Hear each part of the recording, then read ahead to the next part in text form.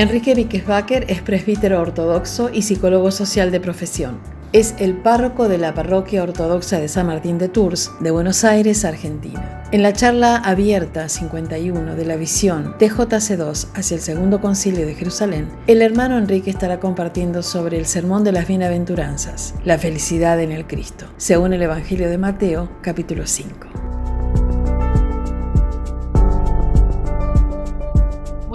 Muy buenas noches a todos, hermanos de esta visión TJC2, que es hacia el Segundo Concilio de Jerusalén. Y es una visión que tiene que ver con el primer concilio y con un segundo concilio.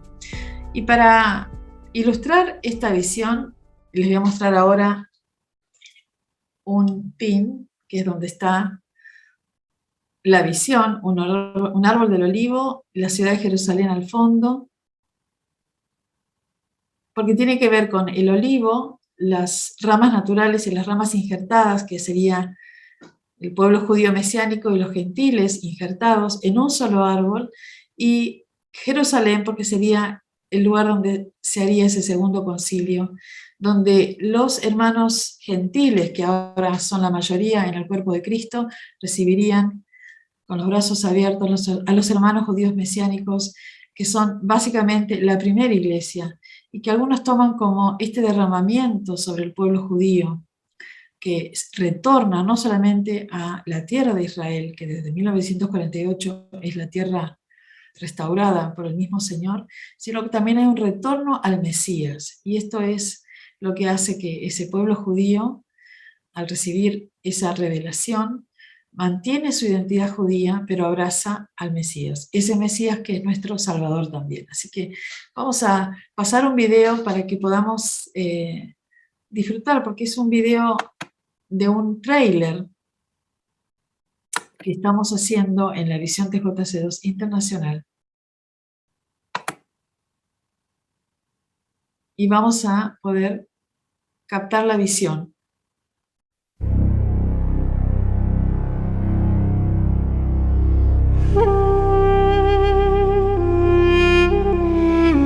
The first community of those who followed Jesus, the Messiah, were all Jews.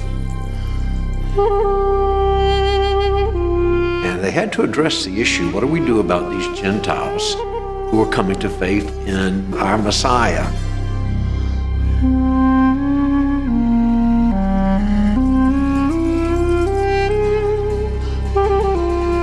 The issue back then was decided by the Jewish leadership. Can Gentiles become followers of Yeshua and be full-fledged members of the body of Messiah without being circumcised or without converting to Judaism? That was the issue.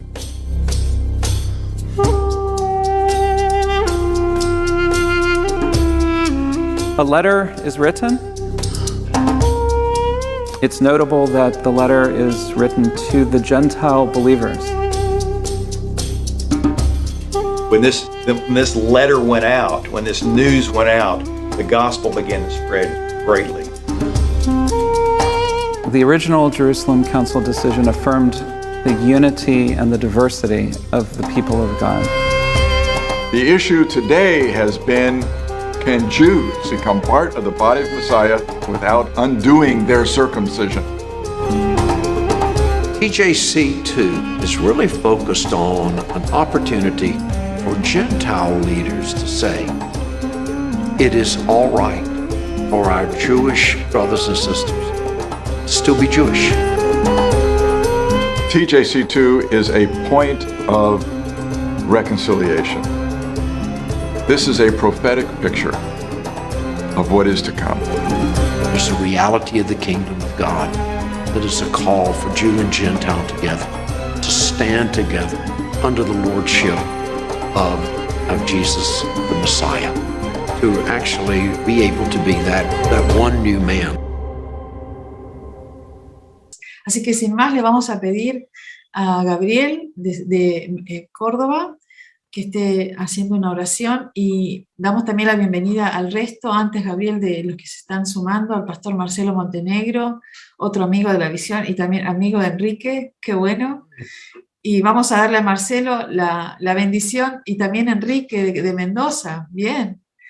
Marcelo, el pastor Marcelo, que esté orando al final, cuando Enrique termine la enseñanza. Y así que dale, hermano Gabriel, adelante. Te escuchamos. Oramos. Amén. Amado Padre, te damos las gracias porque una vez más nos permitís estar a través de este medio reunidos juntos como hermanos. Gracias, Señor, por el amor que tú has derramado en este grupo, en este ministerio de TJC2, Cono Sur. Gracias porque aquí estamos representando a nuestras diversas iglesias, nuestras diversas comunidades, todos unidos en el amor de Dios que es en Cristo Jesús. Te damos muchas gracias por nuestro querido hermano, el presbítero Enrique. Pedimos que lo bendigas aún más. Pedimos que toda su enseñanza que nos va a transmitir pueda llegar hasta lo profundo de nuestro corazón, pueda traer claridad a nuestra mente y a nuestro espíritu, para que cada día podamos involucrarnos más profundamente en esta hermosa visión de JC2 y podamos trabajar por la paz cada vez más, la paz entre cristianos gentiles y judíos mesiánicos. Gracias, Señor, por este tiempo. En el nombre de Cristo Jesús. Amén. Amén. Gracias, Gabriel. Adelante, Enrique. Gracias, Gabriel. Bueno, ¿me escuchan? Sí, ¿no? Perfectamente. Vamos a hablar un poquito del Sermón de la Montaña, la parte de las bienaventuranzas, que son el comienzo del Sermón de la Montaña. Justamente estaba oyendo la hermosa video que están haciendo, que me encanta lo que están diciendo, de ese hombre nuevo. Y el programa para ese hombre nuevo es el Sermón de la Montaña, donde Jesús nos habla de un nuevo hombre que es el hombre interior. Por eso a veces es un poco difícil comprender el Sermón de la Montaña porque se nos pide cosas que creemos que son imposibles, como amar al enemigo, etc. Pero aquí Jesús nos muestra dos cosas en el sermón, que es un programa de vida. Es un programa de vida interior, exterior, político y comercial. Es todo, toda la vida, pero desde otro lugar. El sermón no es la construcción de un sistema para que el hombre viva, sino que es la construcción de un hombre para que viva en comunidad. Por eso, digamos, el sermón es tan importante, y las bienaventuranzas son el punto de partida del sermón. Como tengo poquito tiempo, voy a hablar un poquito sobre las bienaventuranzas, porque, digamos, una primera lectura para una persona que recién empieza a leer la Biblia es chocante, porque la palabra bienaventuranza en realidad viene de la palabra Macarios, que quiere decir felices. Felices los pobres por el Espíritu, por ejemplo. Y bueno, si uno escucha, felices serán cuando los persigan y digan falsamente todo mal contra vosotros, mi causa, uno no entiende muy bien qué significa eso. Por eso voy a tratar, pero tenemos que entender que este camino es un camino interior, no es un camino exterior. Tampoco es un programa de vida que tenga que ver con las instituciones. Si ustedes leyeron el sermón, van a ver que Jesús dice que si un hombre te debe 100, dale 200, si te debe una capa, dale 2. Eso institucionalmente no se puede hacer en el mundo. Sería terrible. Si te roban, dale más. Institucionalmente eso no se puede hacer, pero el programa del Cristo, el programa del Sermón de la Montaña, es inverso. Es instruir al hombre para que después haga una comunidad, que no va a ser una institución. Y si cuando una serie de hombres que hagan realmente el Sermón de la Montaña, y acá hay un político que lo hizo, que fue Gandhi, y Mahatma Gandhi echó al imperialismo más importante de la época con el Sermón de la Montaña, porque Gandhi decía, yo tengo textos de él, decía que si los cristianos hicieran el Sermón de la Montaña, yo sería cristiano. Y su libro de cabecera era el Bhagavad Gita y el Sermón de la Montaña. Y él hizo el programa del Sermón de la Montaña, o sea que entró en la política, en el comercio y en la industria, con el pensamiento del Sermón de la Montaña, y echó un país con muy pocos muertos, pero sin hacer la guerra. Por eso, me parece que era importante que tengamos claro para entender las palabras de Jesús cuando nos habla del Sermón de la Montaña. Junto con las bienaventuranzas se encuentra en 2 de los 4 evangelios el sermón. Aparece en forma más desarrollada en Mateo, que tiene 111 versículos, que en Lucas, que tiene 30 versículos. Mientras que en Mateo encontramos 9 bienaventuranzas, en Lucas solo 4, con el agregado de 4 exclamaciones que dice, ¡ay de vosotros! ¡Ay de vosotros! Que no se encuentran en Mateo. Por la cantidad de versículos uno y otro, el sermón nos damos cuenta de que muchos temas tocados en Mateo, que son 32 unidades literarias, no se encuentran en Lucas, que tiene 14 unidades literarias como cuerpo. Pero la mayoría de los faltantes, 12 unidades literarias, los podemos ver en otros lugares del Evangelio de Lucas, que los tiene diseminados en el Evangelio de Lucas. Es una pequeña presentación. Nosotros vamos a hablar sobre el Sermón de la Montaña de Mateo y sobre las bienaventuranzas concretamente de Mateo, porque para mí es el más rico de los dos. Entonces vamos a entrar directamente a la palabra. Luego de las primeras palabras del Señor, al comienzo de su vida pública, cuya primera palabra es convertíos, es la primera palabra pública del Señor y es la primera palabra pública de San Juan Bautista. Convertíos, sí, se acerca el reino de los cielos.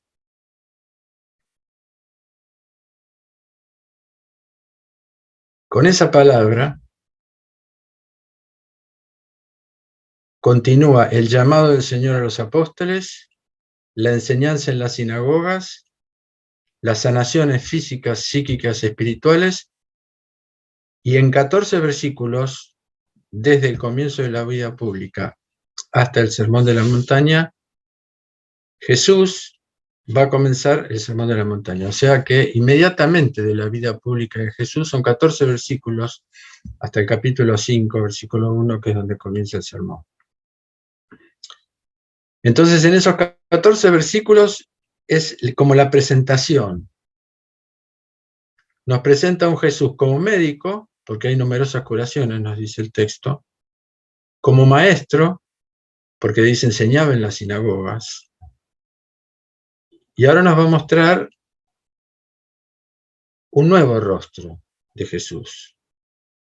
Por eso comienza diciendo, al ver a la multitud, Jesús asciende a la montaña, se sienta, y sus discípulos se acercan a él. Abre la boca y les enseña diciendo. El Señor ve a la multitud que lo viene siguiendo de varios lugares por las numerosas curaciones que está realizando. Es el momento de pasar del Cristo médico que sana las enfermedades físicas y psíquicas, del maestro que enseña en las sinagogas, al Cristo redentor, que nos prepara para ser huéspedes del reino. Los evangelios revelan que cuando Jesús mira, toca fuertemente con su mirada, generando un momento de verdad que conmociona al que lo recibe. Cuando Jesús nos mira es porque nos elige. Y entonces debemos tomar una decisión porque su elección es exigente. Recordemos al joven rico que cumplía todos los preceptos.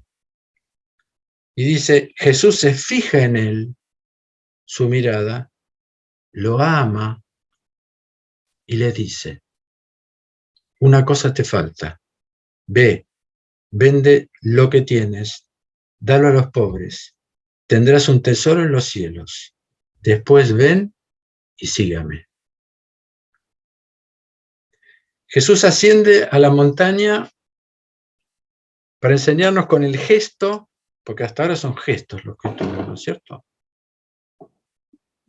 Que la gente va a recibir algo que nos trasciende, que es más elevado, que está por encima de nuestras apariencias posibilidades actuales. Pero la enseñanza se va a concretar si, como dice el texto, sus discípulos se acercan a él. Jesús no avanza sobre los discípulos. Sus discípulos se tienen que acercar a él. Él nos llama. Él dice, yo estoy detrás de la puerta y golpeo. No entra. Necesita el Señor que libremente, porque el amor sin libertad no existe. No es obligatorio. Entonces, son 3 acciones del Señor y una acción del pueblo, que de sus discípulos, que se acercan a Él. Sepamos que el Señor siempre nos está esperando. En su infinita majestad, Él aguarda pacientemente el encuentro para ayudarnos a construir nuestra casa sobre la roca, como dice el final del Sermón de la Montaña. El Señor se sienta en la cátedra del monte, dice el texto. Yo agrego en la cátedra del monte. Más adelante él va a hablar de los rabinos que se sientan en la cátedra de Moisés con autoridad. Jesús se sienta en la cátedra como maestro de Israel y como maestro de todos los hombres que lo quieran oír. Ahí está el principio de TJC2, para mí, ¿no es cierto? Está profetizado en eso. Porque si no, no habla ni de judíos ni de cristianos en el Sermón de la Montaña.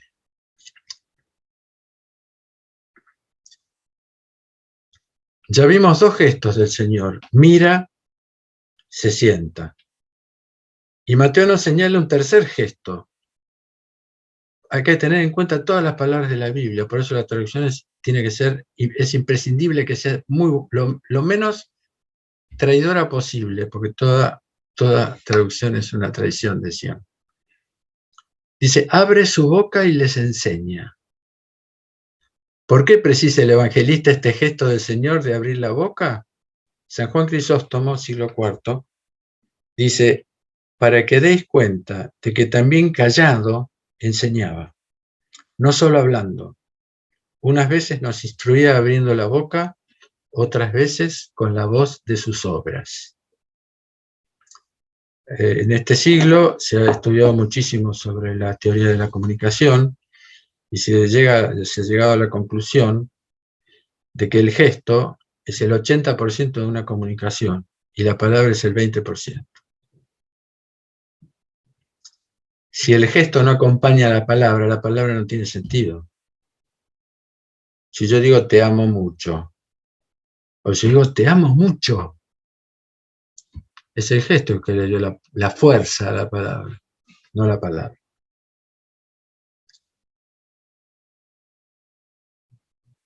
Tres gestos iniciales de Jesús y uno de los hombres que se acercan. Dios trabaja mucho más que nosotros, por nosotros. Así comienza la nueva instrucción. Yo no la llamo Torá, no la llamo ley. Torá sí, por supuesto, pero la traducción me gusta más instrucción que ley. Instrucción significa construcción interior. Ley es como hay que cumplir la ley, es una obligación. Y si el Señor dice que los 2 mandamientos sobre los que penden la ley y los profetas es el amor no puede ser obligatorio. No se puede instituir por ley, vos me tenés que amar. La instrucción es la construcción interior para ese amor, del cual estamos muy lejos. Por eso acá comienza esta nueva instrucción, que es la construcción interior de nuestro ser, y es un nuevo nacimiento. Y como todo nacimiento es el fruto de una concepción, una gestación y un parto antes de la vida, antes de empezar a vivir. Si bien todo desde el primer día hasta el último ya es una vida, ¿no es cierto? Estas 3 etapas son las etapas de nuestro tiempo de vida para entrar a la vida. Y es nuestra hora, que es la hora de nuestro nacimiento. Es el fruto de esa concepción, gestación y parto. Estas 3 etapas son las etapas del tiempo de nuestra vida y también de nuestra hora de un nuevo nacimiento, como la tuvo el Señor, que dijo, aún no ha llegado mi hora, 1000 veces habló de la hora, que fue su pasión, su muerte y su resurrección. Así como el Señor tuvo su hora, que son esas 3 horas, pasión, muerte y resurrección, nosotros para un nuevo nacimiento tenemos esas 3 horas de pasión, de muerte y de resurrección. ¿Y cómo nos lo quiere hacer conocer? Trazándonos el camino de la verdadera felicidad. El camino, no la felicidad. Que comienza como todo nacimiento con los dolores de parto. Vamos a empezar con las bienaventuranzas. Bienaventurados los pobres por el espíritu. Sí, de ellos es el reino de los cielos. Se ha traducido de muchas maneras. Se traduce los pobres de espíritu, los pobres por el espíritu, los pobres en el espíritu. Yo, para no tardar mucho, yo acepto todas las traducciones, porque todas tienen un sentido, pero la palabra para mí más cercana es por el espíritu. Porque los pobres de espíritu es gente que no tiene un alimento espiritual, son hambrientos del alimento espiritual, no tienen alimento del espíritu. Ahora, yo lo acepto. ¿Saben por qué lo acepto como primera traducción? Porque para ser pobre por el espíritu, para decidir una pobreza que significa una vida en el espíritu, primero hay que reconocer que uno es pobre de espíritu. Por lo tanto, si se toma desde esa manera, yo tengo que reconocer, para iniciar un camino hacia la pobreza espiritual, que soy pobre. Entonces, ese reconocimiento puede ser un primer paso, pero también es cierto que el reconocimiento intelectual de un error o de un pecado tiene dos miradas de verse. Puede ser el final de un camino negativo, puede ser el último paso del camino negativo o el primer paso del camino positivo hacia la vida. Porque el reconocimiento intelectual no es ningún seguro de que uno va a empezar a hacer la vida. Es decir, yo en mi experiencia como presbítero me enseño que mucha gente tiene mucha lucidez por lo que le pasa y por lo que es, y sin embargo permanece en el mismo lugar. O sea que el reconocimiento intelectual puede ser un buen primer paso, pero el primer paso es ponerse en movimiento.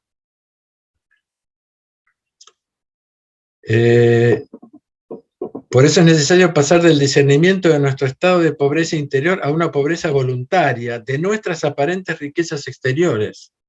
Es hacer un vacío, un desalojo, para dar lugar a la presencia divina. La fe necesita un espacio porque es hospitalidad. La fe no es un acto intelectual, yo creo, no creo a Dios, que crean o no crean en Dios no significa absolutamente nada. Pero nuestra pobreza por el Espíritu no es solamente una ofrenda gratuita, es la sanación de nuestra voluntad y el retorno a la voluntad del Creador y artífice de nuestra existencia. Es el renacimiento de lo que se llama obediencia, palabra tan rechazada en este mundo, en este tiempo, que se cree que significa esclavitud. Obediencia es una palabra griega que significa oír, obey. Sin la obediencia a la voluntad de Dios, nuestra voluntad humana nunca va a elegir el camino de la abnegación ni de la pobreza. Olvídense, son actos absolutamente voluntaristas que duran una semana. Yo voy a hacer esto. Si Dios no está presente, eso es uno de los grandes secretos del Sermón de la Montaña. Nosotros decimos, yo esto no lo puedo hacer, porque nosotros partimos de la base de que estamos solos. No partimos de la base de que Dios está con nosotros. Él nos va a hacer ser y nos va a hacer que podamos ser. Porque lo que el Señor nos está mostrando acá, que son palabras exigentes y casi muy difíciles de entender en estos momentos que nosotros podemos llegar a hacer, lo que nos está diciendo el Señor, nos está mostrando la fe que Él tiene en nosotros. Él no tiene en cuenta la fe que nosotros tenemos por Él, sino la fe que Él tiene en nosotros. Ustedes van a hacer cosas mayores que yo, aún dice en el Evangelio de Juan. Ustedes pueden. Es decir, el conocimiento del hombre, de sí mismo del hombre, es un conocimiento sumamente parcial y minimizado. Nosotros somos mucho más capaces de lo que creemos que somos capaces. Y ahí es donde está la obediencia, porque al principio, como no creemos, tenemos que obedecer lo que Dios nos dice. ¿Por qué? Porque Él es mucho más inteligente que nosotros. Iniciar el camino de la pobreza por el Espíritu es lo que se llama la metanoia. Qué interesante el Salmo 51. El Salmo 51 es el Salmo de la penitencia, lo llaman las iglesias. Es un modelo de penitencia maravilloso, maravilloso el Salmo 51. Y, digamos, la pobreza por el Espíritu es ese cambio de metanoia que quiere decir, textualmente traducido, meta es cambio y nous es espíritu, de la palabra griega, que se traduce en las Biblias como arrepentimiento, penitencia y conversión. Es la misma palabra en el griego, que es metanoia. Estas tres palabras traducen esa única palabra griega que es cambio de espíritu, mucho más. Jesús dice, ¿de qué espíritu sois? Cuando habla del ser. No dice quién sos, cómo sos, de qué espíritu sois. Es cierto que tenemos cuerpo, alma y espíritu, y que cada elemento que tenemos, cada parte nuestra tiene un alimento distinto, etc. Bueno, pero eso no es el tema de hoy. Pero el arrepentimiento no es culpa. La traducción cambio de espíritu no es culpa, no es autorreproche. Es el encuentro desnudo con la realidad de nosotros mismos, en presencia de la verdad, que es Dios mismo. Salmo 36 dice, en ti, Señor, está la fuente de vida. En tu luz vemos la luz, no en nuestra luz. En tu luz vemos la luz. El apóstol Pablo dice, conoceremos como Dios nos conoce. Nosotros no nos conocemos. Nosotros hemos inventado un ser que se llama ego, que todo el mundo ahora habla del ego, que es un ser especie más o menos ideal que creemos que somos nosotros. Y justamente el vaciamiento es de eso, de ese ser que creemos que somos. Por eso, el cambio comienza por la mirada hacia Dios, para que Él con su mirada nos diga cómo estamos, no cómo somos, cómo estamos. Y después pasemos a hacer el cambio, la metanoia. El reino de los cielos está en nosotros, pero como previene un teólogo ruso, Paul Evdokimov, también está en nosotros el reino de este mundo, que es el infierno, que ocupa todos los lugares vaciados de Dios. Todo está ocupado por Dios o por el diablo.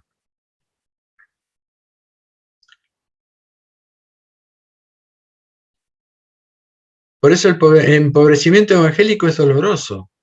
Es duro, porque somos sembrados por sentimientos y pensamientos que se resisten masivamente al cambio. El miedo, el pragmatismo, la desconfianza, la soledad, la comodidad, el racionalismo. Y este dolor es la cruz. Esa cruz que el Señor nos dice que la tomemos y que lo sigamos. La cruz no son los otros. La lucha no es contra los otros, es contra mí yo, que no soy yo. Satanás no pudo impedir la cruz del Señor. Ustedes saben que Satanás se dio cuenta en el momento del juicio con Pilatos lo que iba a pasar en la cruz. Entonces le manda un sueño a la mujer de Pilatos para decirle detenelo, no lo mandes a la cruz ese hombre. Sin embargo, el otro la mandó igual porque era soldado y tenía que defender al rey. Pero lo que sí puede hacer es impedir la cruz en nosotros, haciéndonos cada vez más fácil nuestra existencia, liberada de sufrimiento, de esfuerzo, de lucha. Por eso Evdokimov dice: la tentación se hace sentir todavía una vez más con todo su peso en la oración del Señor en Getsemaní. Padre mío, dice, si es posible, pase lejos de mí este cáliz. Mateo 26, 39. Esto que el Padre no hace, porque el Padre le contesta con el silencio, Satanás puede hacerlo. Él ofrece la posibilidad muy concreta de alejar definitivamente el cáliz, de eludir la cruz en nosotros. De ese modo, la tragedia de Dios y del hombre terminaría con un final feliz demoníaco, que eso es lo que llamamos la zona de confort nuestra. Estas son palabras de Paul Evdokimov. La pobreza por el espíritu es el punto de partida de nuestro encuentro con Dios en sus términos. Eso lo decía Gandhi. Dios, a ver si me acuerdo, Dios acepta la voluntad del hombre, y Dios perdona al hombre, pero la vuelta del hombre tiene que ser en sus términos, no en los términos del hombre. La pobreza por el espíritu es el punto de partida de nuestro encuentro con Dios en sus términos. En su encarnación, Él se hizo el más pequeño en el reino de los cielos. Pero fíjense en qué términos. No es en sus términos por poder. En sus términos porque Él pide que nuestra conducta sea como la que Él tuvo. Y Él se hizo el más pequeño en el reino de los cielos. Cuando Jesús habla de San Juan Bautista y que dice es el más grande hombre nacido de mujer, sin embargo, el más pequeño en el reino de los cielos es mayor que él, está hablando de él, de Jesús, que se hizo el más pequeño en el reino de los cielos. Y haciéndose el más pequeño de los cielos, se encuentra con nosotros si nos hacemos más pequeños en el principado de este mundo. Bienaventurados los mansos, ellos heredarán la tierra. La mansedumbre es uno de los aspectos esenciales del Evangelio. Está íntimamente ligada a la humildad. Es el paso decisivo de conversión de los estados negativos del alma. Un escalón hacia el verdadero conocimiento. Es un combate contra las reacciones del corazón para sembrar el perdón y la misericordia en el seno de la cólera y del resentimiento. Es la no violencia de la que hablaba Gandhi. Totalmente. La mansedumbre nos enseña a dar una respuesta personal sin hacernos eco de los impulsos de ese ego que tenemos. De esta manera permanecemos interiorizados, espirituales, transformándonos en una resonancia humilde de los actos de nuestro Señor, que nos dice: venid a mí todos los cansados y cargados y os daré reposo. Llevad mi yugo sobre vosotros, aprended de mí, que soy manso y humilde de corazón. Ahí están las dos primeras bienaventuranzas. Y encontraréis reposo para vuestras almas. Sí, mi yugo es bueno, mi carga liviana. No dice fácil, dice liviana. Liviana porque cada uno recibe la carga que puede llevar. Los apóstoles también nos exhortan a cumplir con esta bienaventuranza tanto en el mundo como en las comunidades cristianas. San Pedro nos lo recomienda, dice: no devolváis mal por mal, ni maldición por maldición. Antes, al contrario, bendiciones. Porque a esto fuisteis llamados, a fin de que poseáis la bendición por herencia. Esto lo va a desarrollar después Jesús muy bien en uno de los preceptos que habla de la Torá, en donde dice: si tu hermano te pega, pon la otra mejilla, por ejemplo. No es una estupidez lo que estoy diciendo. Si alguien me pega y yo se la devuelvo, había un malo y un bueno que recibe la cachetada. Si yo se la devuelvo, hay dos malos. Multiplico el mal sobre la tierra. Es muy concreto y muy sencillo, pero es muy difícil de realizar. Por ese ego que tenemos construido. Porque la reacción de ser pegado genera cómo a mí me van a pegar o cómo a mí me van a decir tal cosa. Genera un montón de lo que se llaman pasiones, de orgullo, de vanagloria, etc. Entonces se multiplica y llegamos a este mundo en el cual, según Mateo 24, se destruyen todas las relaciones. Jesús dice, se levantará nación contra nación, pueblo contra pueblo, hijo contra padre, todos contra todos. Hasta el hombre con la naturaleza, que es lo que estamos viviendo en este momento. Si yo paro, si el otro me pega y yo no se la devuelvo, yo no entré en ese mal. Y la mansedumbre, en ese sentido, dice un padre de la Iglesia, es el arma más potente, más agresiva contra la agresión. La mansedumbre. La mansedumbre permite que miremos al otro como un humano. La ira nos insensibiliza, porque deshumanizamos al otro buscando su mal. Es el despertar del instinto asesino en nuestro corazón. El gran tema del Sermón de la Montaña es destruir el alma asesina que tenemos en nosotros. Destruir el odio, el rencor, la maledicencia, todo eso. Es un alma asesina que tenemos. Por eso el libro de los que nos viene de Caín. Por eso el libro de los Proverbios nos dice, el hombre manso es el médico del corazón. La mansedumbre no es debilidad ni insensibilidad, sino contención de la ira o de cualquier impulso racional. Hay que tener mucha potencia interior para poder realizar realmente. Mucha virilidad, pero virilidad para el hombre y para la mujer. Hablo de esa virilidad. Hay que ser muy viril para ser manso. He conocido a mujeres, y hay mujeres santas, muy importantes, que han sido muchísimo más viriles que los hombres. La mansedumbre no es debilidad. El que no es apacible posee un carácter débil. No se puede sobreponer a los impulsos, sino que se enfada y se enfurece. El apacible es el que es verdaderamente fuerte. La mansedumbre es soportar la ira en lugar de expulsarla hacia los otros.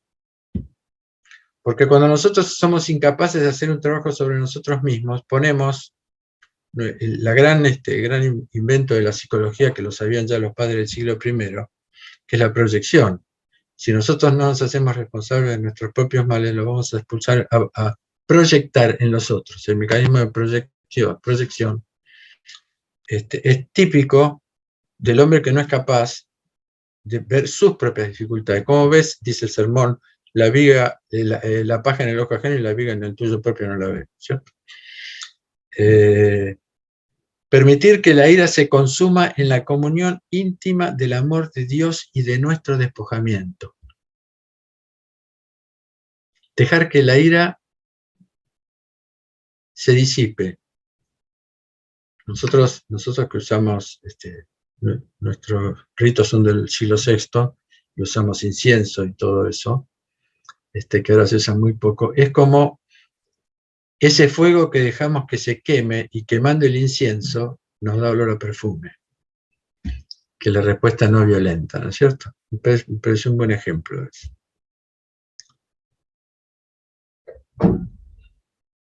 El manso es el nuevo Caín, es el Caín que no reaccionó, que no mató. Esta civilización es cainita. Una vez hablaremos de Caín, porque es muy interesante, porque en Caín engendra una nueva línea, que son todas las civilizaciones. Que obedece al llamado de Dios para calmarse. ¿Se acuerda que Dios le dice que se calma? Le dice una frase muy difícil de interpretar.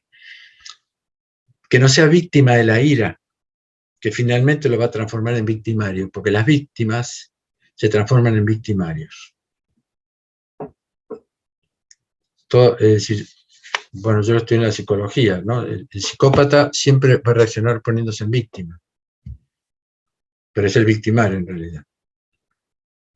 El manso será el dueño de la tierra, lo heredará, como promete el Señor, porque ha eliminado el asesinato de su alma que fue inaugurado por Caín.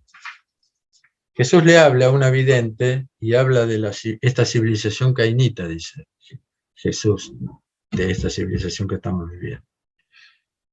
Bienaventurados los que lloran, sí, ellos serán consolados. Tanto el camino de la pobreza por el espíritu como el de la mansedumbre son caminos duros y difíciles, y en su recorrido vamos a atravesar la tristeza, el dolor, la aflicción, que es nuestra propia cruz. El llanto entonces es la respuesta del corazón que mira la realidad personal y la realidad del mundo, que son tan opuestas a la voluntad de nuestro Creador. Abierta por la pobreza en el espíritu, nuestra alma experimenta la bienaventurada aflicción, como la llama Juan Clímaco, un monje del siglo VI. Nos hacemos capaces de renunciar a nuestras imaginaciones y fantasías acerca de nosotros mismos, a nuestra demanda constante, y nos rendimos a su imagen viviente. Pero estar triste, según el Señor, es también llorar por los otros, como hoy hablaba María, de llorar por los muertos, por las víctimas del Holocausto en la Argentina, por los familiares, que nos prepara para la intercesión. A ese llanto el Señor promete la consolación, y sabemos que es un don del Espíritu Santo el Consolador. San Pablo en su segunda epístola dice: bendito sea el Dios de toda consolación, que nos consuela en todas nuestras aflicciones, para que podamos consolar a los otros que están afligidos, gracias a la consolación con que nosotros somos consolados por Dios. Así como abundan en nosotros los sufrimientos del Cristo, abunda también por el Cristo nuestra consolación. La consolación es un don del Espíritu Santo, que sin facilitarnos el dolor que estamos viviendo, que puede ser una desgracia, puede ser una injusticia terrible, lo que sea, nos hace vivir de otra manera ese dolor. Es un dolor bienaventurado, eso hay que vivirlo, porque son sensaciones, intuiciones. El verdadero conocimiento es intuitivo, no se puede explicar en palabras. Pero cuando uno acepta el dolor, acepta mansamente, no dice por qué a mí, qué injusticia, yo, o sea, cuando uno acepta profundamente, recibe ese don de la consolación, que es el principio de un nuevo aprendizaje, donde uno aprende a ver las cosas totalmente de otra manera. Pero por esta aflicción el alma no mantiene fija su mirada en el pasado, sino que fortalecida por la consolación se asienta hacia el futuro, hacia la promesa de una nueva vida, de una verdadera transformación, que es el corrido exacto del cambio de espíritu, que es la metanoia. Por eso estas lágrimas no son en absoluto expresión de una depresión pasiva, sino todo lo contrario, se expresan como una manifestación activa de la voluntad del alma de progresar, apurando el proceso de retorno. La Biblia siempre habla, ¿vio? Rápidamente se dirige a tal lado, la Madre de Dios sale inmediatamente a verla a Isabel para confirmar el hijo, sale porque es espiritual. El espíritu es dinámico. ¿Cómo descendió en Pentecostés? Como un trueno, y se repartió sobre todos y todos empezaron a hablar. Ese dinamismo es el espíritu. Para Isaac el cirio, las lágrimas son el nuevo nacimiento en el espíritu. Así como lloramos en nuestro nacimiento carnal, también lloramos en el espiritual. Por eso el llanto es una victoria interior. Y dice unas palabras hermosas que se las voy a decir. Isaac el sirio es un monje del siglo VI. Si adviertes en ti mismo que con cada pensamiento que se mueve en ti, con cada recuerdo y visión de la quietud, las pupilas de tus ojos se llenan de lágrimas, y con ellas riegas tus mejillas sin esfuerzo, sabrás que comienza a abrirse ante ti una brecha en el campamento de tu adversario. Hermoso, ¿no? En la profundidad de las lágrimas, ya me estoy quedando afónico, pero perdón. En la profundidad de las lágrimas permanecen 3 frutos espirituales: la paz en la consolación del Señor, la esperanza que crece con su presencia y la alegría que permanece contra toda injerencia exterior. Lo que nos va a enseñar el Sermón de la Montaña es que lo exterior no modifique mi interior. Esa es la gran enseñanza. Porque nos van a pasar, es decir, nosotros no vamos a ser librados de nada los cristianos. Vamos a padecer todo lo que padece la gente. Estamos llamados a eso y Cristo es el primero que lo hizo.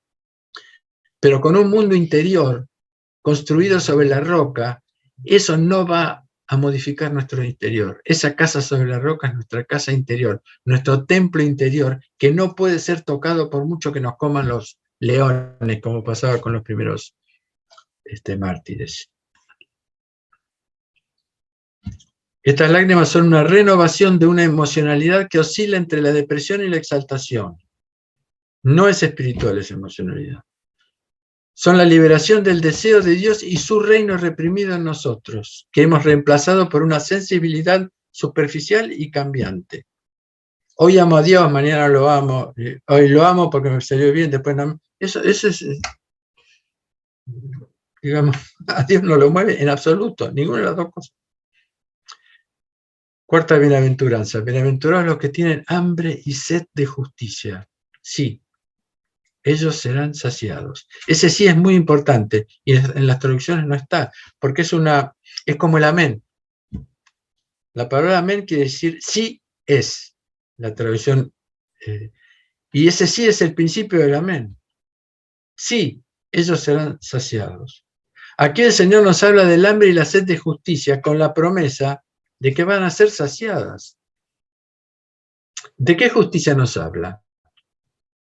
Jesús se va a expresar extensamente sobre la justicia en los capítulos del Sermón de la Montaña, pero ya tenemos un ejemplo de la justicia de la que nos habla el Señor. 39 versículos antes, yo estoy todo con Mateo hoy, 39 versículos antes, Jesús se presenta a San Juan Bautista y le pide ser bautizado. San Juan Bautista dice, Jesús va a expresar, yo tengo necesidad de ser bautizado por ti y tú vienes a mí para que yo te bautice, le dice San Juan Bautista. Y el Señor le contesta, déjame, sí, conviene que cumplamos toda justicia. Juan se inclina ante la palabra de Jesús e inclina al Señor para bautizarlo. ¿Y qué sucede? Por primera vez en la historia, la Santísima Trinidad se manifiesta en el mundo, que es lo que se llama la teofanía, que la Iglesia lo celebra. Se abren los cielos y San Juan Bautista ve al Padre que dice, este es mi Hijo, en él tengo mi predilección.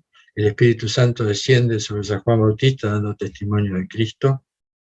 Es la primera vez que se manifiesta la Trinidad en el mundo. Por eso para la Iglesia Ortodoxa y las primeras iglesias es mucho más importante la teofanía que la Navidad. Mucho más importante. ¿Y cómo se manifiesta? Dando a cada persona divina un testimonio del Cristo. Como están haciendo, por primera vez vemos actuar a la Santísima Trinidad también. ¿Cómo actúa la Santísima Trinidad en esa visión teofánica? El Padre da testimonio del Cristo. Este es mi Hijo, mi predilecto. No habla de él, habla del Hijo. El Espíritu Santo se posa sobre él, diciendo, él es el ungido. El que unge es el Espíritu Santo. Mesías quiere decir ungido. Bueno, ya no se los tengo que decir a ustedes. Esa es la justicia de la que el Señor está hablando. La Santísima Trinidad se inclina sobre el Cristo, hombre, y el Cristo se inclina sobre el hombre y la naturaleza para salvarlo. El bautismo, como Jesús penetra en el agua, Desde esa agua salva a toda la naturaleza. La primera salvación que hace el Señor, dicen los padres, es la salvación de la naturaleza, que estaba sujeta al pecado tal cual el hombre. Y después por su resurrección va a salvar al hombre.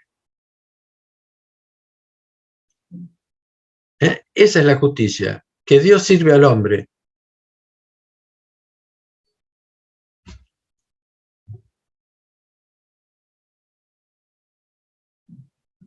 Entonces el hombre tiene que hacer un camino de servicio también. Debemos reconocer entonces que ni la justicia ordinaria, ni la justicia moral, ni el cumplimiento estricto de los preceptos agotan la justicia de la que habla el Señor aquí, y de la que va a hablar durante todo el sermón. Se trata de los sedientos y hambrientos de la justicia del reino de Dios, justicia que debe superar la de los escribas y fariseos, según nos dirá un poco más adelante, para poder entrar en el reino de los cielos. Porque acá se trata de entrar en el reino de los cielos. Ya no es la nueva Jerusalén, ya no es la Jerusalén, el cruce que era importante, donde se prometía una vida en la tierra. Acá se promete una vida en los cielos, pero como en los cielos, así en la tierra. Es decir, la Jerusalén va a descender sobre la tierra. La justicia de Dios estimula el asombro. Un Dios que se acerca al hombre para servirlo. ¿Cuál es el gesto que el Señor les enseña en la última cena? Lavarle los pies. Que viene humildemente a buscar la amistad con el hombre y que con su exigencia le demuestra que potencialmente puede ser mucho más de lo que es el hombre, permaneciendo hombre, sin la tentación de ser como Dios, que es lo que propuso el maligno. Este asombro despierta al humano su sensibilidad dormida, una apertura de corazón que lo llama a tener que tomar una decisión, o endurece aún más su corazón, o deja que crezca en él el hambre y la sed de ese conocimiento del amor de Dios, porque la justicia y la misericordia son dos manifestaciones del amor divino. El hombre no está en el camino, el hombre que está en el camino, que se ha empobrecido en el espíritu, que actúa con el espíritu apacible ante las embestidas, cultivando la mansedumbre, que viene recibiendo la consolación del Espíritu Santo, comienza a sentir la necesidad de ajustarse a la voluntad del Padre y como consecuencia a las necesidades de los otros. Quinta bienaventuranza. Bienaventurados los misericordiosos. Sí, ellos alcanzarán misericordia. En la cuarta bienaventuranza vimos el hambre y la sed de justicia, justicia de Dios, que es su disposición amorosa hacia nosotros. Ajustarse al Señor es aprender a recibir su mirada de amor y de compasión hacia nosotros y hacia los otros. Si recibimos profundamente su misericordia, no podemos dejar de ser misericordiosos. No podemos. La misericordia es la mirada natural de Dios hacia toda la creación. Hay una comunión entre la justicia y la misericordia divinas. Si bien a Dios se lo nombra de las dos maneras, cuando se le dice Elohim es el Dios del juicio, y cuando se le dice Adonai es el Dios de la misericordia, debe decir algo que me parece hermoso. Toda actitud divina se realiza como en un péndulo que se balancea entre la justicia y la misericordia, en un movimiento continuo. Nunca es Dios justicia o Dios misericordia. Es un péndulo. Como dice, bueno, el péndulo lo digo yo, pero lo que dice ahora Abraham Heschel, que es para mí el más grande rabino del siglo XX, y miren que hubieron varios, es un movimiento continuo de la misericordia y la justicia, de tal manera que su misericordia se esconde detrás de su justicia y su justicia se esconde detrás de su misericordia. O sea que es una actitud de comunión entre la justicia y la misericordia. O sea que la justicia de Dios es misericordiosa y la misericordia de Dios es justa.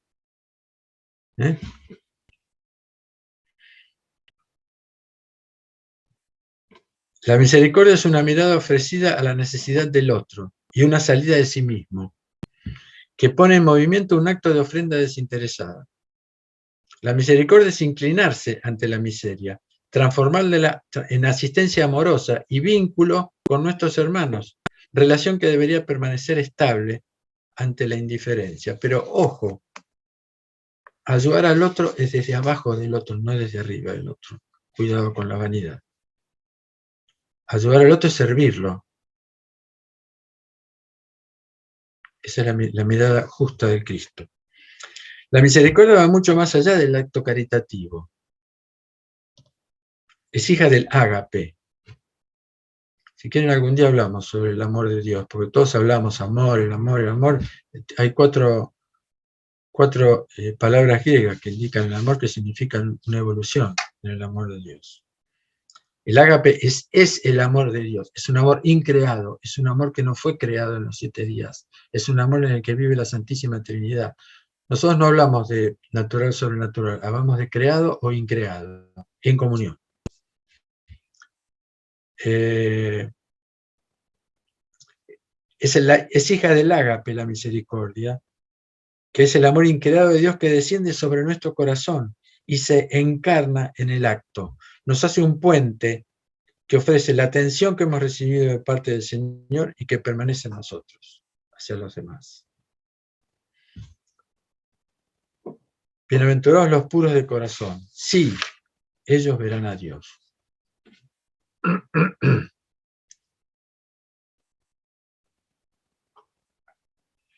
Nuestro Señor Jesucristo recibió de la Virgen Madre de Dios y del Espíritu Santo junto con un cuerpo, un alma, un espíritu y un corazón humano.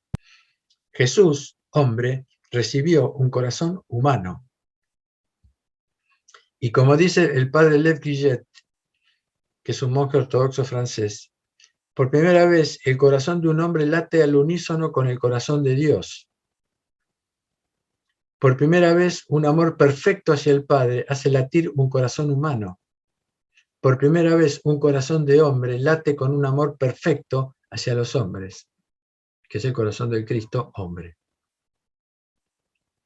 Ese corazón de hombre resucitado y elevado hacia la derecha del Padre es el corazón que el Señor nos ofrece compartir en esta enseñanza que vamos a recibir para dar cumplimiento a una verdadera integridad interior. Que el llamado sea oído, que la palabra sea realizada y vuelva al Padre como una respuesta libre y responsable. Muchas veces cuando se habla del corazón damos por sentado que hablamos de las emociones y los afectos, pero en la Biblia, como en la mayoría de los libros ascéticos de la tradición ortodoxa, el corazón tiene una significación mucho más rica, para el judaísmo también. Es el órgano principal del ser humano, físico y espiritual. Hay un corazón espiritual también. Es el centro de la vida, el principio determinante de todas las actividades y de todas las aspiraciones. En el corazón habitan las emociones y los afectos, pero también residen más habitantes. En el sentido bíblico, el corazón es el centro en el cual conviven mezcladas todas nuestras acciones, buenas y malas. Abrir la puerta de nuestro corazón al corazón del Señor es un encuentro personal. No es un acercamiento que realizamos a través de nuestras ideas o nuestras imaginaciones, sino que es el encuentro con una presencia. Por eso es necesario un camino de purificación. Pero cuando hablamos de purificación en la revelación judío-cristiana, no es una purificación moral, es una purificación química. Es decir, íntegro. La pureza es la integridad de una persona, no es lo moral solamente. Es la integridad, una unidad entre lo que piensa, lo que dice y lo que hace. Pero no para limpiar nuestro corazón mezclado de pasiones y buenas intenciones, sino para recibir un corazón nuevo. Son palabras del Señor en el profeta Ezequiel. Dice, os tomaré de entre las naciones, os recogeré de todos los países y os llevaré a vuestro suelo. Os rociaré con agua pura y quedaréis purificados. De todas vuestras manchas y de todos vuestros ídolos os purificaré. Yo os daré un corazón nuevo, infundiré en vosotros un espíritu nuevo, quitaré de vuestra carne un corazón de piedra y os daré un corazón de carne. Ezequiel 36, 24 a 28. Por eso la sexta bienaventuranza se despliega en dos dimensiones. Por un lado, el corazón purificado ve a Dios. Eso está perfectamente explicado en el Salmo 51. Por otro lado, viendo a Dios dentro de sí, el hombre descubre la profundidad de su propio corazón. Un corazón contrito y humillado, Señor, no lo desprecias. Contrito quiere decir destrozado, ¿eh? Dice el Salmo 51. De este modo, el hombre alcanza la plenitud de su ser, es restablecida su semejanza con Dios, revelándose en él la imagen plena y perfecta de Dios, del Dios que creó al hombre a su imagen y a su semejanza, para su semejanza. Ya tenemos nuestra vocación para todos en la primera página de la Biblia, en el día sexto. Haremos un hombre a nuestra imagen y para nuestra semejanza. Lo que somos, fuimos creados imagen de Dios. Y lo que tenemos que hacer es la semejanza. Que es lo que después los padres de la Iglesia hablan de la deificación. Pero ya se había hablado, ya se hablaba de la resurrección. Si los fariseos hablaban de la resurrección.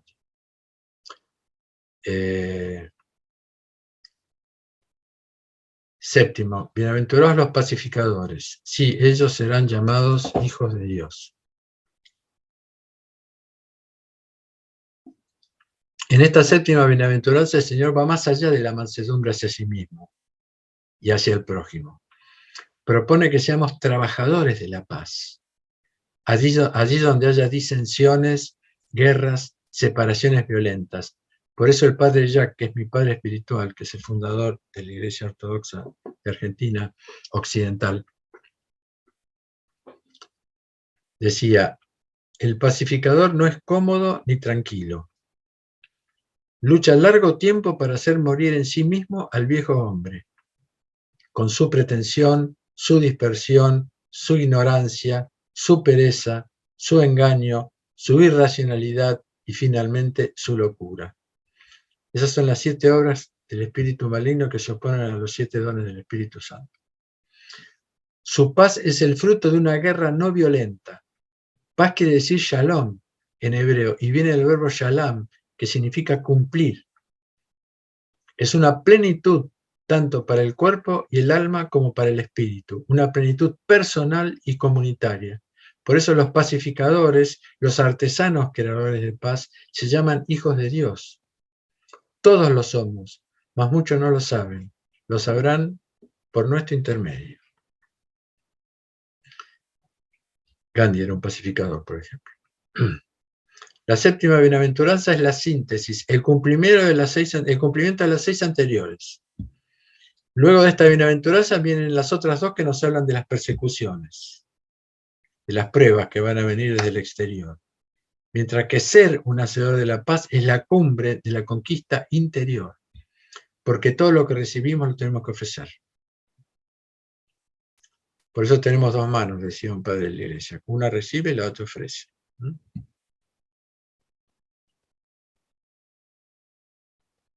La bienaventuranza es la consecuencia de los que tienen un corazón puro, sereno y claro. Es decir, esta bienaventuranza es consecuencia de la anterior, de los puros de corazón, porque ellos verán a Dios. Por la epístola a los hebreos recibimos estas palabras: seguid la paz con todos y la santidad, sin la cual nadie verá a Dios. Hebreos 12:14. La paz de esta bienaventuranza es el fruto del amor de Dios, el ágape, cumpliéndose en el triple mandamiento: la paz con Dios, con el prójimo y con nosotros mismos, en nuestro interior. Es el sentido de la admonición diaconal. Nosotros, nuestra liturgia comienza diciendo, no es el comienzo, es antes de la comunión, nos damos la paz mutuamente. Eso es en casi todas las iglesias cristianas sucede, darse la paz, porque es un mandamiento de Cristo. Dice, si tienes algo con tu hermano, primero ve, arréglate con tu hermano y después recibe la comunión. No dice la comunión, dice otra cosa, no me acuerdo ahora. Al ser llamados hijos de Dios, los pacificadores se hacen hermanos del Señor y coherederos del reino, como lo indica San Pablo. Octava bienaventuranza. Bienaventurados los que padecen persecución por la justicia. Sí, de ellos es el reino de los cielos. Esta es la octava bienaventuranza. Tiene como promesa la misma que la primera. Sí, de ellos es el reino de los cielos. Eso forma una inclusión literaria que delimita un texto que se va a abrir a una nueva unidad literaria que lo abre la novena bienaventuranza. De todas maneras es una explicación que tiene que ver con la lectura de un texto. El Señor finaliza las bienaventuranzas con el anuncio de las persecuciones en la octava y con una precisión más detallada en la novena. El acceso al reino es un combate contra el mundo y contra lo que nosotros tenemos del mundo, que es el tiempo y el espacio perteneciente al reino del príncipe de este mundo, como lo nombra Jesús al maligno. Por eso yo hablo del principado exterior, cuando no hablo del reino de la tierra, sino del principado. Me gustaría, no sé, no tenemos mucho tiempo. ¿Qué significa mundo? Porque el mundo no es mundo para el mundo, para los padres del desierto. El mundo no es el que estamos viviendo ahora, el que vivimos antes, el que vivimos después. Es otra cosa, porque este mundo tiene cosas buenas y cosas malas. Mundo es una cosa muy específica. Si tenemos tiempo, lo hablamos después. Porque Jesús dice, mi reino no es de este mundo, pero no está hablando de todo el mundo. Está hablando de un mundo muy especial.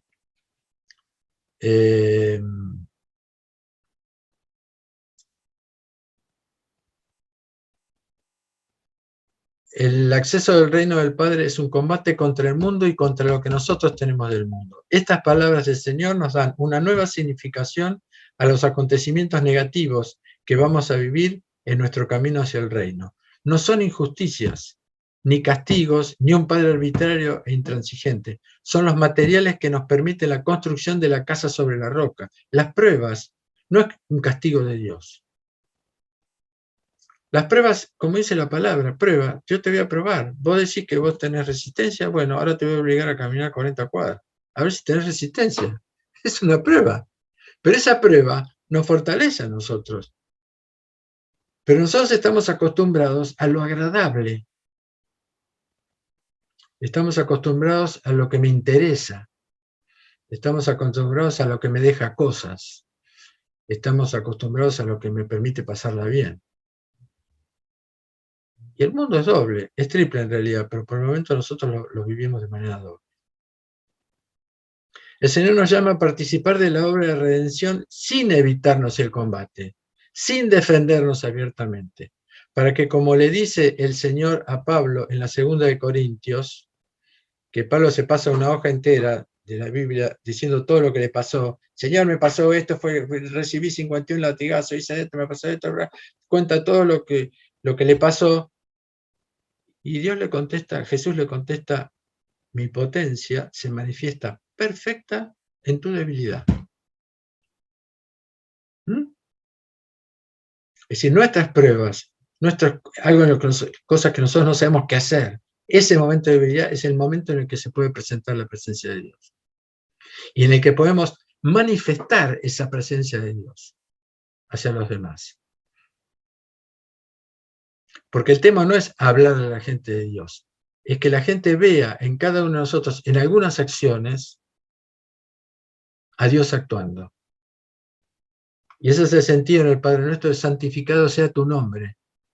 Santificado sea tu nombre. Es decir, mis obras, las obras que podemos hacer, pueden santificar a Dios. El nombre es la realización. El Señor nos anuncia, si el mundo os odia, reconoced que primero me odió a mí. Si fueras del mundo, el mundo amaría lo que es suyo. Pero no sois del mundo, pues yo os elegí de en medio del mundo y por eso el mundo os odia. De la potencia del hambre y la sed de justicia de nuestra alma va a depender la capacidad de soportar las pruebas y las persecuciones a causa de nuestro ajuste a la voluntad del Padre de los cielos. La resistencia del mundo la vamos a experimentar a lo largo de todo el camino de nuestra conversión. Incluso puede venir de nuestros allegados.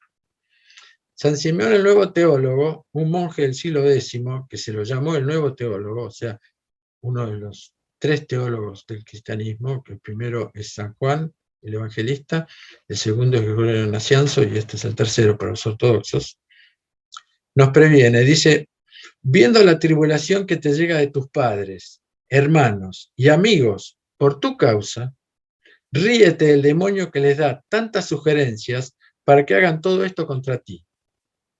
Con temor y gran solicitud, retírate y reza insistente e intensamente a Dios para poder llegar pronto al puerto del Padre, donde Él estará y hará descansar tu alma cansada y oprimida.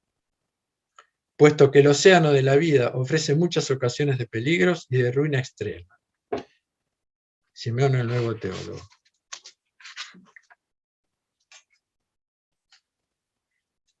Novena bienaventuranza y última. Bienaventurados seréis cuando os insulten y persigan y digan falsamente todo mal contra vosotros por mi causa. Alegraos y regocijaos. Vuestro salario es grande en los cielos. Así persiguieron antes de vosotros a los profetas. Es una invitación a ser profetas, señores.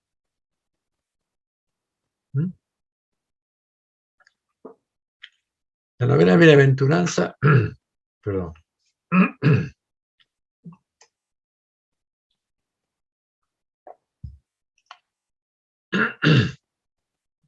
La novena bienaventuranza tiene una composición distinta. Contrasta con la octava por su estilo y por su extensión, como por la alusión directa de Jesús a los discípulos, usando la segunda persona del plural, tú, por tu causa. Es muy común del Cristo y de los apóstoles estar hablando la segunda persona del plural y de repente, cuando tú hagas tal cosa. Muy importante eso, porque una cosa es cuando está hablando en comunidad y otra cosa es cuando te lo dice íntimamente. Eso va a tu corazón.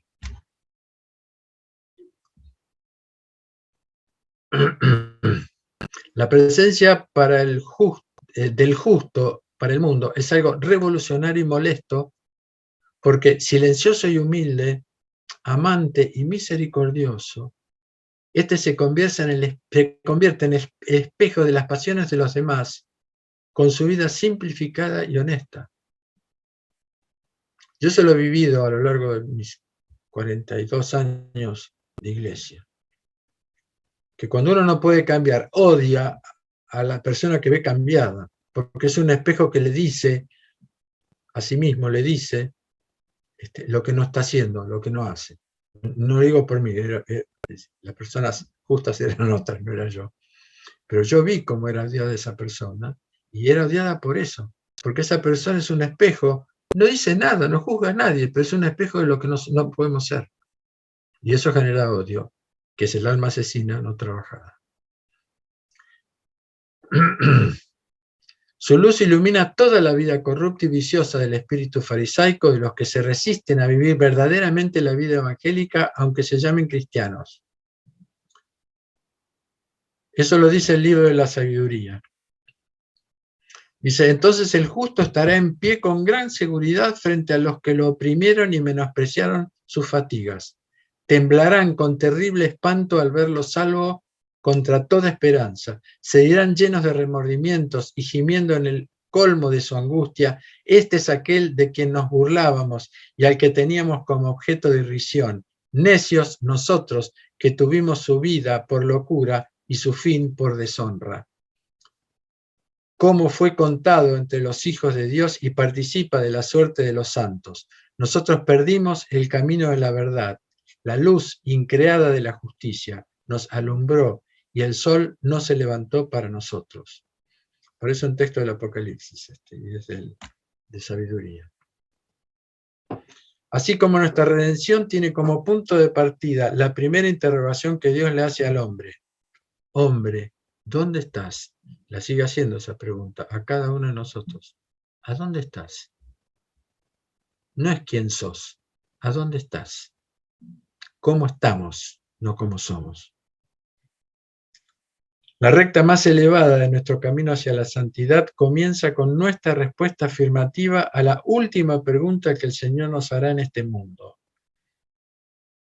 ¿Y cuál es la última pregunta que nos va a hacer? ¿Puedes beber de la copa que yo voy a beber? Esa va a ser la última pregunta. Mateo 20, 22. Termino con unas palabras muy fuertes y muy conmovedoras de Ignacio Brianchaninov, que es un ruso del siglo XIX, que habla de la copa justamente. Recibes la copa aparentemente de mano de los hombres. ¿Qué te importa que esos hombres procedan con justicia o por el contrario injustamente? Tu cometido es el proceder con justicia, conforme al deber de un discípulo de Jesús, tomar la copa con reconocimiento en Dios, con una fe viva y beberla valientemente hasta el final. Cuando recibas la copa de manos de los hombres, acuérdate de que esta es la copa no solo del inocente, sino también del santo. Amén.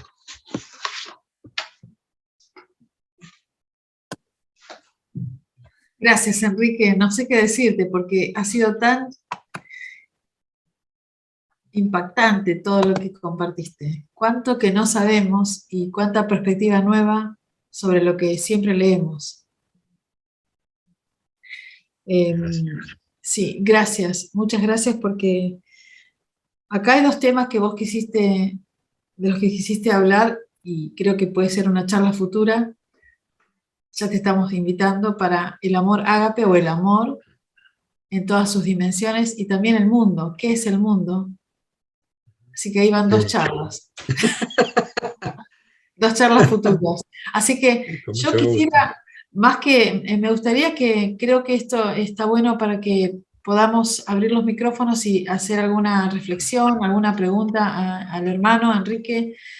Algunos por primera vez lo escuchan, como por ejemplo quizás, no sé si está Lenis de Venezuela, así que invitamos a que abran su micrófono o levanten la mano de a uno y brevemente hagan su reflexión o lo que ustedes quieran compartir con Enrique. Pero estamos, yo tengo como 5 hojas anotadas, no sé cuánto anotaron ustedes. Yo les pido disculpas porque voy a comer un caramelo. Adelante. Estamos en familia. Así que les invitamos a que abran sus micrófonos los que quieran compartir algo. Es un buen momento para, aunque es medio tarde, pero sería bueno escuchar.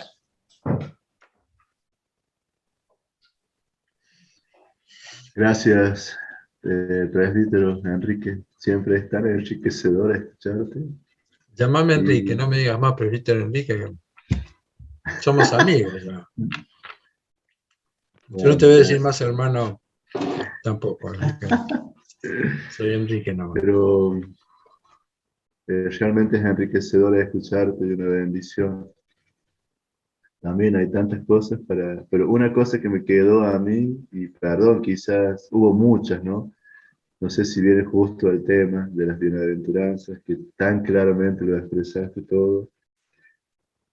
Cuando hablaste del sueño de la mujer de Pilatos, y hablaste sobre que el diablo quiso frenar la cruz de Cristo.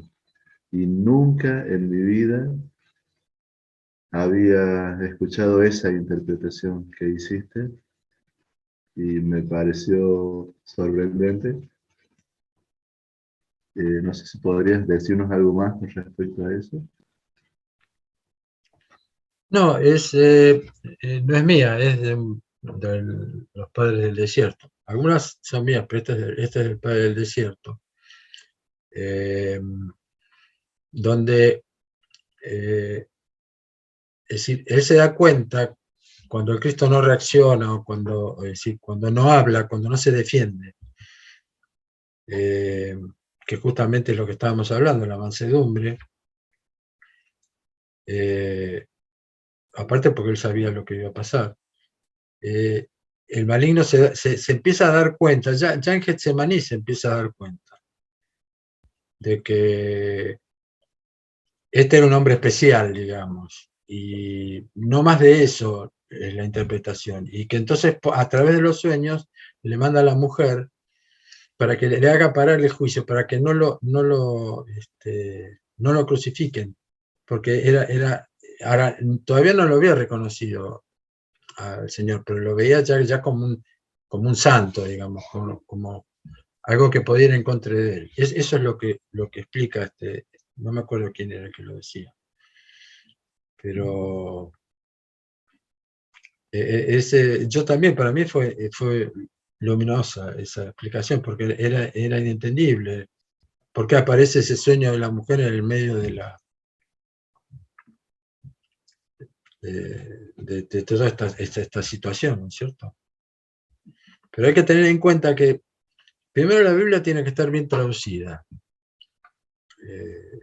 Mi maestro espiritual, el padre Jacques, era profesor de la Sorbona, era francés, de griego antiguo y de hebreo bíblico. Y además profesor de historia. Y él ha traducido palabra por palabra. Ahora, no es la única traducción posible, porque siempre la traducción tiene que ser siempre es una explicación de lo que uno entiende. Pero él era bastante enemigo de las traducciones bíblicas, sobre todo las griegas. Él era más de la Biblia hebrea que de la Biblia griega. De todas maneras, la Biblia griega la Biblia de los 70, es interesante por la historia que tiene, pero incluso él tradujo todos los evangelios, y los evangelios no tenían capítulos como tiene la Biblia, que la división en capítulos es del 1800, más o menos. Él dividió como dividen los judíos, las 7 lecturas que se leen en la sinagoga. Él dividió todos los textos en 7, en los llamadas secuencias, que se entiende mucho mejor la Biblia. Y después en versículos sí, por supuesto. Pero bueno, lo que te puedo contar es eso, es decir, que me pareció la más interesante de ese texto, digamos. Muchísimas gracias. No nos olvidemos que Muchísimas Malino gracias. es el ser más inteligente después de la Trinidad, y después de María. Es el ser más inteligente. Jesús no le sacó la inteligencia, lo que pasa es que la usa toda para el mal. Ya lo creo. Y es brillante, por eso luchar contra el maligno es una estupidez.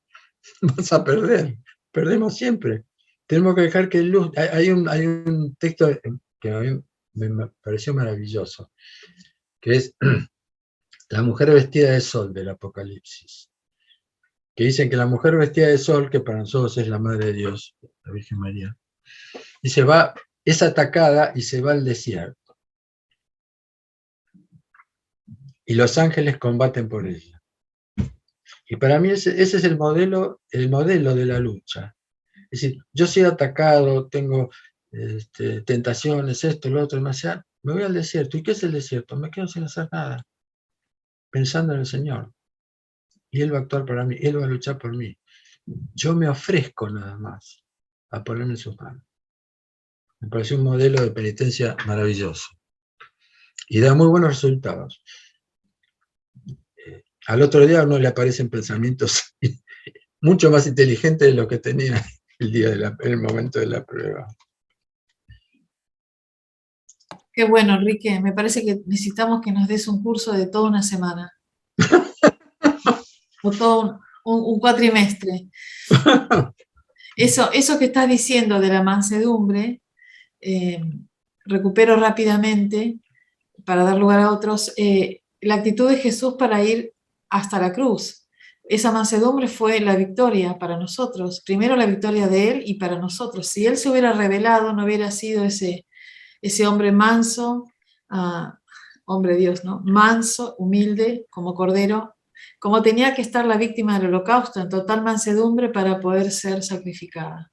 Exactamente. Así que Bueno, ni siquiera un bebé es manso, un bebé grita y llora y patalea.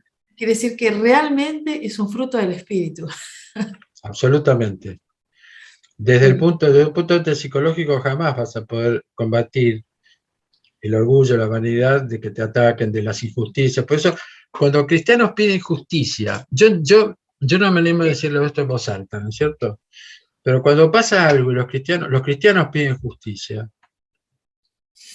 es decir, no es cristiano ese pensamiento, porque la justicia que piden es la venganza, no es la justicia. Yo entiendo el dolor, yo sé lo que vivir o que te pase una cosa terriblemente dolorosa y la injusticia, pero no es la justicia cristiana. Bueno, veo que esto es como para continuar y seguir compartiendo. ¿Alguno quiere hacer alguna pregunta, algún comentario? Vamos a invitarlo de nuevo, Enrique, porque nos quedaron temas como ya dijimos, el mundo y el tema del amor y todos estos temas que se van desprendiendo. Mientras alguno se decide, tiene ganas de compartir, yo cuando hablaste de la justicia y la misericordia, el péndulo, me acordé la vez que conocí al pastor Agustín en la iglesia anglicana con su cuellito y yo le dije, ¿qué es esto? ¿Qué se predica acá? Porque no conocía la iglesia anglicana. Entonces me dice, se predica a Jesucristo, la salvación, me dice. La gracia, pero también la verdad. Porque Él es ambas cosas, ¿no? Y yo acá me anoté ese péndulo, está buenísimo, que en la justicia está escondida la misericordia y la misericordia está escondida la justicia. También, ¿no? Como la verdad, la justicia, lo que es, pero como no podemos alcanzar ese estándar, está la gracia de Dios. Exactamente. Misericordia. No, bueno, esto, Sí. como la santidad, leía a John Stott en La Cruz de Cristo, cuando él dice, bueno, Dios es un Dios santo y no se puede traicionar a sí mismo, entonces de su trono sale la ira, pero también Dios, la otra cara de Dios es el amor, entonces no puede dejar de ser amor, por eso envió a Jesucristo. Claro. No, es maravilloso. Hay una interpretación del fundador de la Iglesia Ortodoxa Occidental en Francia, San Juan de Saint-Denis, que fue, del cual mi padre Jacques fue el discípulo, que interpretó que el juicio final, donde a la derecha están los corderos, digamos, las ovejas, y a la izquierda están los corderos, los cabritos. Los cabritos, él lo interpreta como que a los de la derecha, a los que fueron no me sale la palabra, sus ovejas, a los que fueron sus ovejas, los va a juzgar por la justicia, y a los que fueron sus cabritos los va a juzgar por la misericordia. Bueno. Está bueno, está bueno. Saben que la derecha es la justicia y la izquierda es la misericordia, ¿no? Sí, corporalmente. Un consuelo, sí. Después dijiste algo más que yo me anoté acá, que el reino de Dios que se libera de nuestro interior porque está oprimido por una superficialidad o algo así. Si querés desarrollar un poquito, porque eso creo que también para mí fue nuevo. ¿Puede ser? Que se libera. Hay un reino de Dios que se libera, ¿verdad? Estabas hablando de lo que es el llanto, esa victoria interior, ¿no? Sí, sí. El llanto es el que abre el reino de Dios. Por el llanto se abre el reino de Dios. Yo estoy seguro que muchos vivieron la experiencia del llanto. Es decir, la experiencia de la conversión. El modelo de la conversión, para mí, es Isaías. Hay muchos, ¿no? Pero Isaías, cuando ve una liturgia celestial, pues es una liturgia lo que está diciendo, lo que está viendo, y dice, ay de mí que soy un hombre de labios impuros, que pertenezco a un pueblo de labios impuros, es decir, es la conciencia absoluta de lo que soy frente a la grandiosidad de lo que veo, y eso me produce lágrimas, pero no me produce dolor, porque veo la inmensidad de Dios, y en esa inmensidad de Dios yo solamente puedo llorar. Pero no es el llanto no sé cómo decirlo, no es el llanto, y es un reconocimiento de la verdad que uno no puede, es impresionante, no se puede explicar eso mucho, pero ahí se explica muy bien. Y esa es la liberación, se libera ese ego, ese que contiene, y ahí aparece el reino. Ahí está. O sea que sería el quebrantamiento Un corazón necesario. contrito y humillado. Ese es el significado del corazón contrito y humillado. Se me rompe porque Mata al Mesquín, que esta vez no lo nombré, pero lo nombro mucho y lo habéis escuchado, que es un monje del siglo XX, el hermano Gabriel lo conoce muy bien, que es un monje egipcio maravilloso, todavía no es considerado un santo. Habla de que nosotros tenemos dos corazones en este momento, los pecadores tienen dos corazones. Tenemos un corazón adicional para explicar a los fariseos. Dice, si nosotros tenemos solamente nuestro corazón espiritual, nosotros no podemos hablar mal de Dios. Entonces, ese corazón purificado. Entonces, el hombre se inventa, o el maligno inventa un nuevo corazón al hombre que lo tiene al lado, y ese corazón le permite hacer todas las maldades, mientras este corazón puede decir maravillas de Dios. Y él con eso explica el espíritu farisaico. Ojo que los fariseos eran los más justos entre los judíos. Ojo. Lo que Jesús no está contra los judíos, está contra el 90% de los clérigos de esta época, por ejemplo, para él también estaría, con la iglesia, con la iglesia institucional, estamos repitiendo la misma historia, el cristianismo está repitiendo la misma historia. Por eso no quedará piedra sobre piedra. Cuando Jesús dijo no va a quedar piedra sobre piedra, no solamente está hablando del templo de Jerusalén, sino que está hablando del cristianismo. Y ahí va a haber que construir construir el verdadero cristianismo. Ya no va a haber judíos cristianos, que es un poco la mirada del TJ. Exactamente. Cuando vos hablas de la elección, cuando Jesús nos mira y nos elige, dice, su elección es exigente. Sí. Y después hablas de la zona de confort. Es como que son como dos. Y después hablas de, bueno, cuando dijiste las últimas bienaventuranzas de bienaventurados los que sufren, bienaventurados los que sufren difamaciones, yo le voy a decir en otras palabras, acá tengo la Biblia, la Reina Valera, los que padecen persecución por causa de la justicia, a aquellos que por mi causa sean vituperados. Cuando os insulten y persigan y digan falsamente todo mal contra vosotros por mi causa, sería una otra cosa. Sí. Entonces, pensaba en el aburguesamiento de nosotros. Total. Como un aburguesamiento de la iglesia. Totalmente. Un acomodamiento y una poca tolerancia o poco umbral para las pruebas o para servir. Sí. Toda la batería de excusas o argumentos que tenemos para no servir a Dios. Absolutamente. Y confieso que yo misma estaba cansada hoy, confieso que estaba muy cansada porque vengo de un fin de semana intenso y uno se cansa, ¿no? El espíritu quiere, pero uno se cansa. Y cuando empecé a escuchar las bienaventuranzas dije, no tengo lugar. No hay lugar. O sea, no hay lugar porque el servicio, cuando perdemos referencia de a quién servimos, a Dios, pero también a los hermanos, y unos a otros nos servimos, porque en este momento vos nos estás sirviendo a nosotros al enseñarnos. Sí. Compartir. Así que bueno, no hay mucho para decir, ¿ves? No tenemos nada que decir.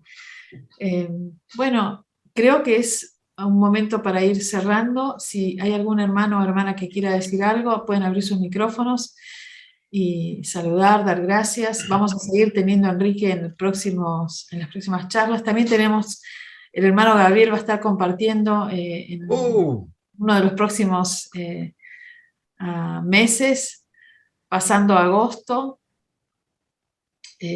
Así que bueno, si no tenemos preguntas, quizás tenemos saludos, o qué lindo también es reconocer al hermano y dar gracias Gracias, Enrique, porque siempre que entras al Zoom nos cambias los anteojos otra vez. Yo lo tengo para decir, así que pueden abrir los micrófonos y podamos... A mí me impactó esto de la paciencia del Señor que nos espera pacientemente, ¿no?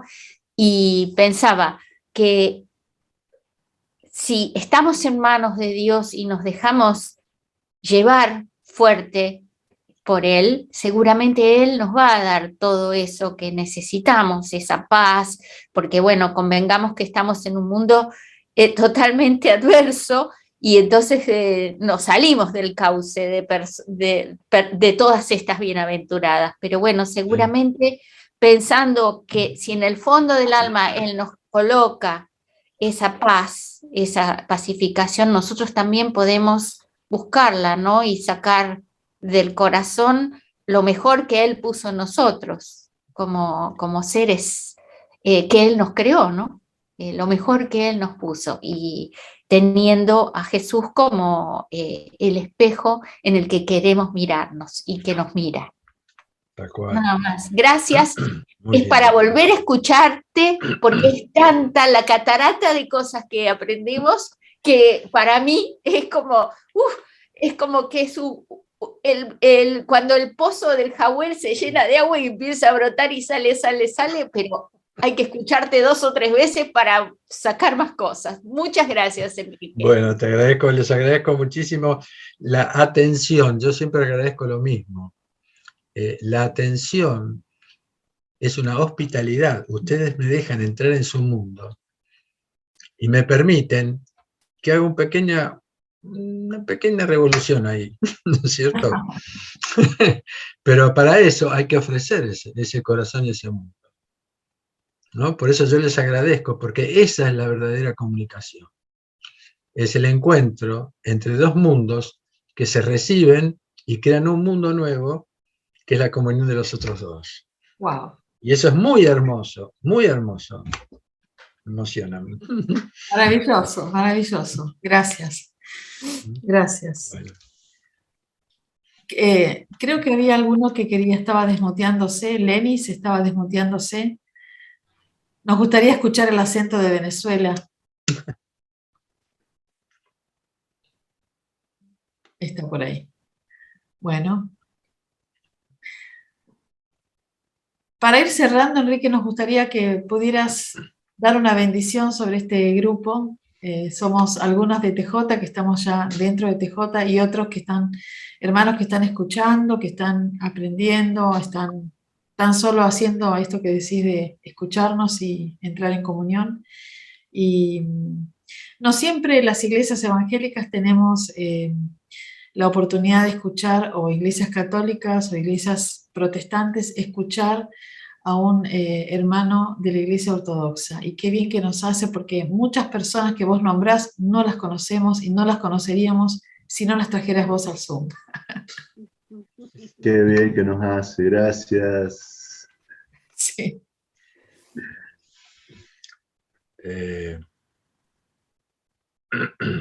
Ahí está Lenis.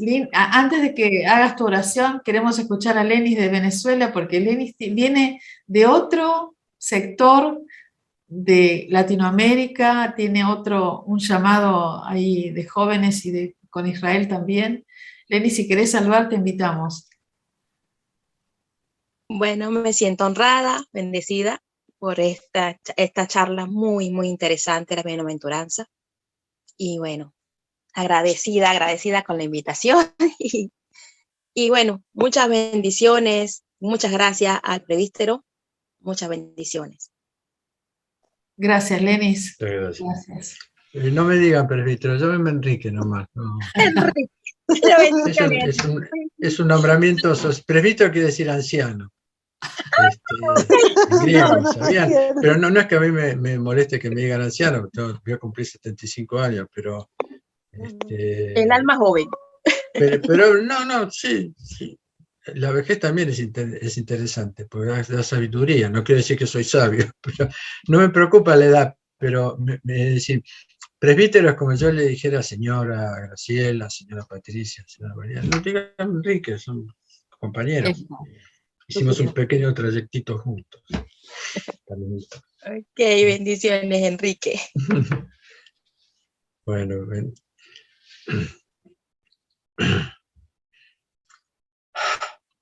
Adelante, Patricia. Sí, muchas gracias, María. Muchas gracias, Enrique. La verdad, muy bendecida por todo lo que escuché. Precioso. Primera vez que escucho a alguien de la Iglesia Ortodoxa también.